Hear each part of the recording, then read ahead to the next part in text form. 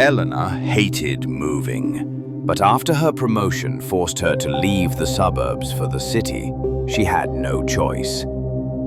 The apartment building on Rivington Street was old but affordable. High ceilings, big windows, and just enough space for her and her cat Milo. The building's superintendent, a man in his 60s named Frank, handed her the keys.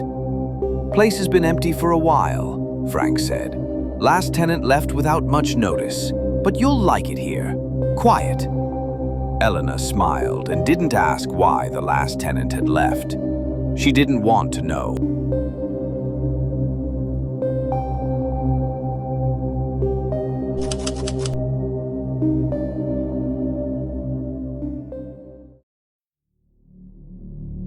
The first night was uneventful except for a faint scraping sound overhead. Elena looked up.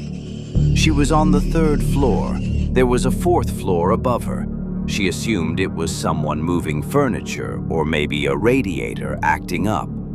Milo perked his ears and growled at the ceiling. "Shh," Elena whispered. "City life, Milo. Get used to it."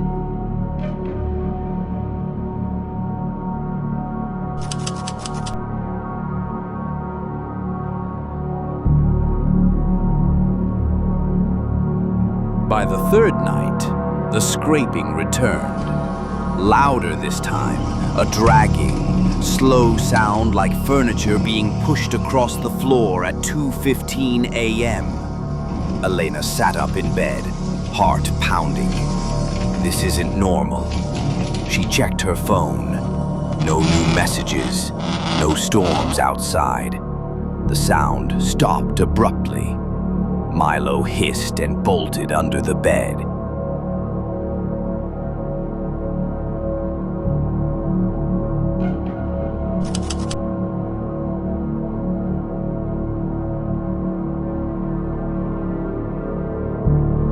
The next morning, Elena stopped Frank in the lobby. "Hey, who lives above me?" He scratched his chin. "Above you? That unit's empty. Has been for a few months. Why?" Elena felt a cold prickle spread across her skin. "I thought I heard dragging sounds at night." Frank shrugged. "Pipes, maybe? These old buildings make noises. Don't worry about it." Elena nodded, but her stomach churned.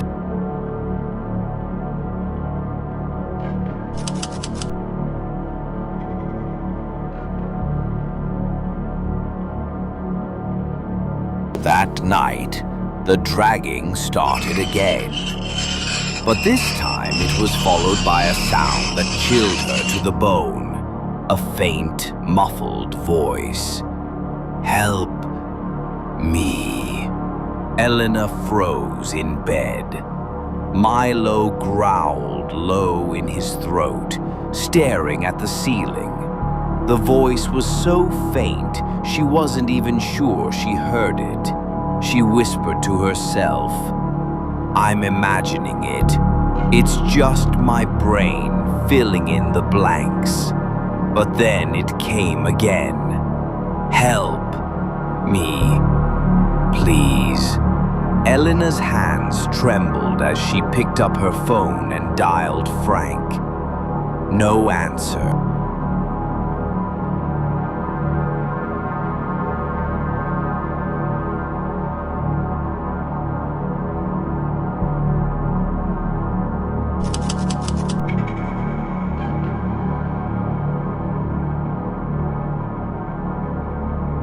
The next morning, Elena decided to investigate. She climbed to the 4th floor. The hallway smelled stale, like dust and mildew. The door to the unit above hers was locked. She pressed her ear to it. Nothing. But as she turned to leave, she noticed something odd. The door frame was cracked slightly, as if the door had been forced open in the past.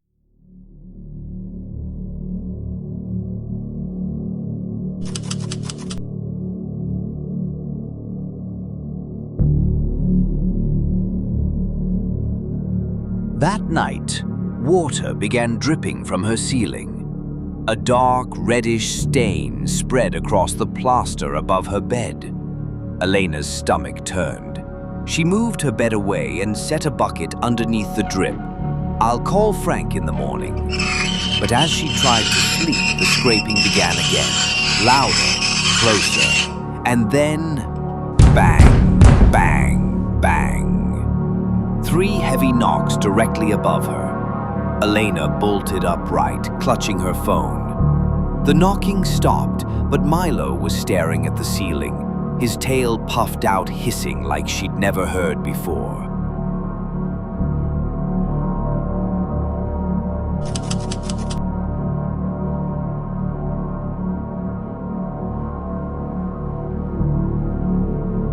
The next morning, Elena confronted Frank. "There's something wrong in that apartment above me. What happened there?" Frank hesitated. "Miss, I don't like to talk about it, but since you're asking," he sighed. "2 years ago, a man lived there, kept to himself. One day, the neighbors complained about a smell. We went in and found him." He trailed off. "Found him?" Elena prompted. "Dead, in his chair. They said he'd been gone for weeks. But here's the thing. Paramedics and doctors couldn't figure out how he died.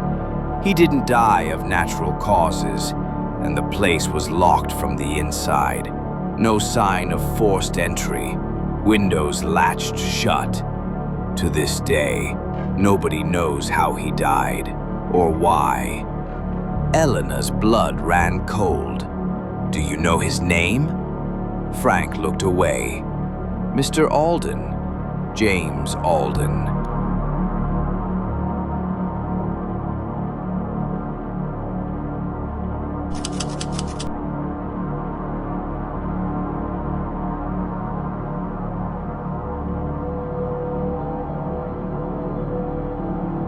That night, Elena couldn't sleep. She sat on her couch staring at the ceiling. At 2:15 a.m. sharp, the dragging sound began again. She stood slowly, heart hammering, and grabbed her broom. Raising it, she banged the ceiling 3 times. Silence, then 3 knocks. In reply, Elena was terrified. She didn't want to stay in the apartment anymore, but the thought of running out through the hallway in the dead of night was just as terrifying. She switched on all the lights, turned the TV on loud, and sat up on her bed, pressing her hands to her ears until daylight.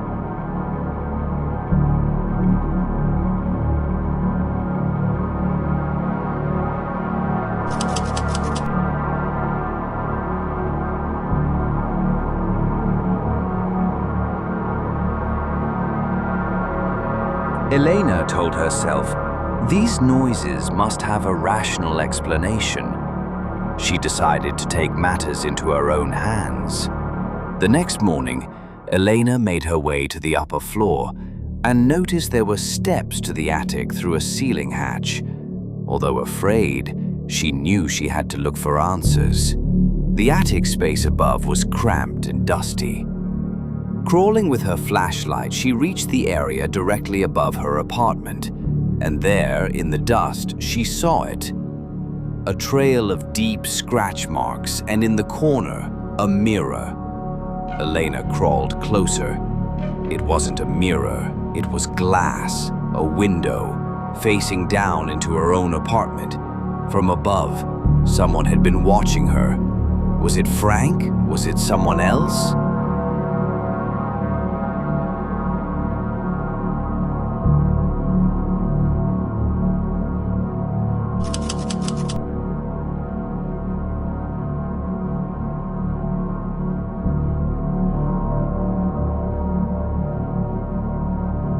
Elena knew she couldn't stay there any longer. She packed her bags and planned to leave the next morning. She was determined to stay up all night until she felt safe to leave. At 2:15 a.m., she heard Milo crying. She turned and froze. The apartment door was open. She was sure she had closed and locked it earlier that night. Milo stood in the doorway, tail puffed, hissing at the darkness of the hallway. Then, slowly, his hissing stopped. He tilted his head, as if listening. Elena sprinted to the door and slammed it shut. Now she just had to make it to daylight so she could leave.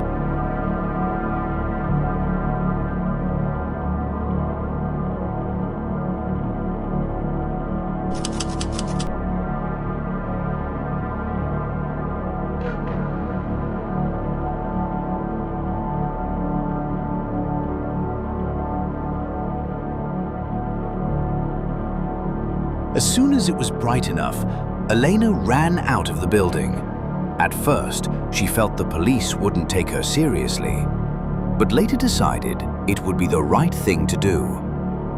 She told them everything she had seen and heard, and that someone was watching her. The police checked the building and found the window peering into her apartment, but were never able to explain what caused the scratch marks or the noises. Elena went on to find another apartment, but with no answers, the few days she spent at Rivington Street would always haunt her.